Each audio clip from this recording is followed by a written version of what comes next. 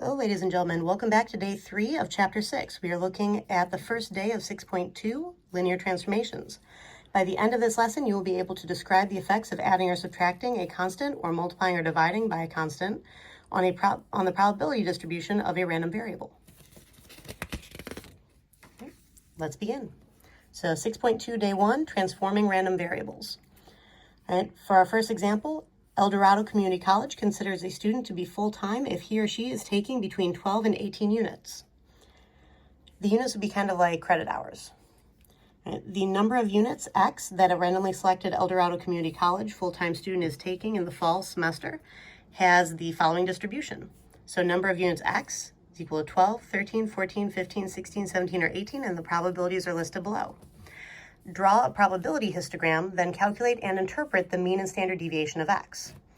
All right, so for my probability histogram, I started at 11 and then count up by 1, so 12, 13, 14, 15, 16, 17, 18. Notice that my bars are still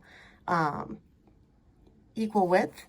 I have them centered on the number of units that I want to work with for each one, and the height of these bars match the probabilities. So 12 units had a probability of 0.25, and I have this drawn up to 0.25. Don't forget titles on your number lines. And now for the mean, right, we would need to take the value of the variable times its probability plus value of the variable times its probability and keep on going till you get to the very end. If you go through and you either type all of this into the calculator or you go through and you type this entire formula into the calculator, you will get about 14.65 units. Now, the interpretation of this, that was the calculation, the interpretation of the mean. If many students are randomly selected from El Dorado Community College, the average number of units they are taking will be about 14.65 units. Now remember, when you're trying to interpret a word, you typically don't use that word in the interpretation, which is why I'm saying average. You could also say the typical number of units. Now for standard deviation,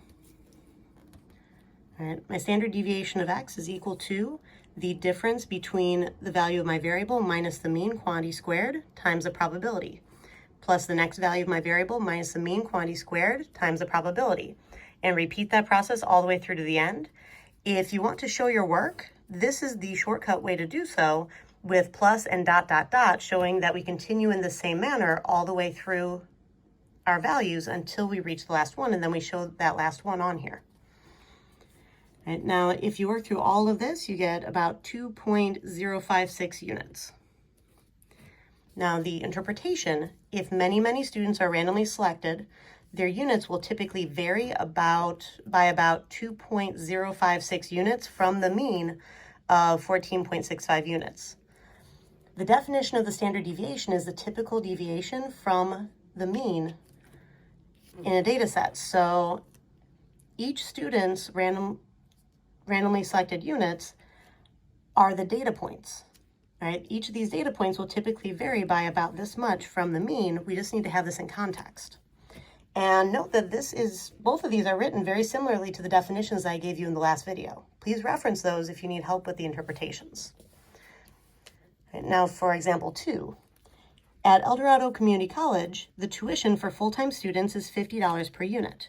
So if T equals the tuition charge for a randomly selected full-time student, T equals 50 times X. And here's the probability distribution for T.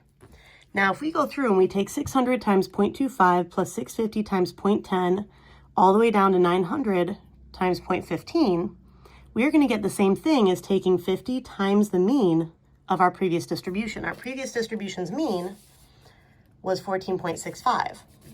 So if I take this times 14.65, I actually get a mean for the distribution of tuition charge is equal to about $732.50.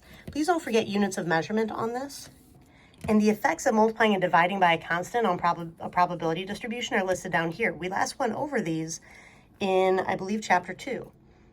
And so the multiplying or dividing each value by of a random variable by the same positive number b, multiplies or divides measures of center and location, mean, median, quartiles, percentiles by b, and multiplies or divides measures of variability, range, interquartile range, standard deviation by B. It does not change the shape of the distribution. And now this is the reason that we would also take the standard deviation we found in our previous problem and we can just multiply it by 50.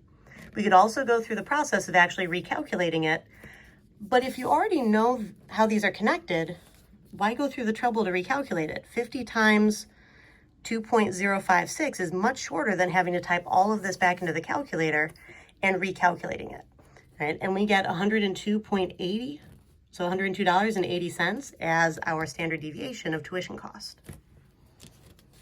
Right. Let's go to the next page.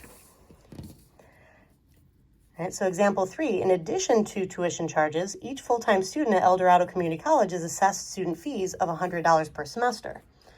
So if C equals the overall cost for a randomly selected full-time student, C equals 100 plus T. So now we're taking the mean and standard deviation we just found and we're modifying it again. So here's the probability distribution for C. And if we go through and we recalculate 700 times 0.25 plus 750 times 0.10 plus 800 times 0.05 and so on, it's going to turn out the same as just adding 100 onto our previous mean. So if you add 100 onto 732.5, you get $832.50 as the mean for the cost. The effect of adding or subtracting a constant on a probability distribution, again, we last went through these details back in chapter 2.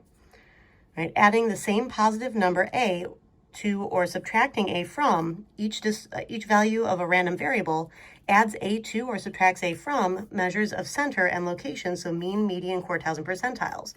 This next part is important to note, and it's where most people tripped up on their chapter 2 test. Adding and subtracting does not change measures of variability. You need to know what the measures of variability are in order to apply this rule. Range, interquartile range, and standard deviation are measures of variability, how variable the data is. Standard deviation measures the typical variation from the mean. Interquartile range measures the variability of the middle 50%. Range measures the variability of the entire distribution from max to min. Right? Those do not change with addition and subtraction, nor does the shape. So I'm not supposed to do anything to my standard deviation of T to get the standard deviation of the cost. It's going to stay the same, $102.80. Right, let's take a look at our last bit here. So what is a linear transformation? How does a linear transformation affect mean and standard deviation of random variables? So let's kind of sum that up again. So definition, a linear transformation of the random variable x involves multiplying the values of the variable by a constant and or adding a constant. It can be written in the form y equals a plus b times x, and this is why it's called a linear transformation, because the transformation takes on the form of a linear equation. Right, if y equals a plus b times x is a linear transformation of the random variable x, the probability distribution y has the same shape as the probability distribution of x if b is greater than 0. The mean of y is equal to a plus b times the mean of x, and the standard deviation of y is equal to the absolute value of b times x. Notice a is not used here. Now, since b could be a negative number, that's why we take the absolute value of b. Right? And this last example, ICA example 1, we will do at the start of class tomorrow. So please try this at home and come in ready to discuss it at the start of class. I'll see you there.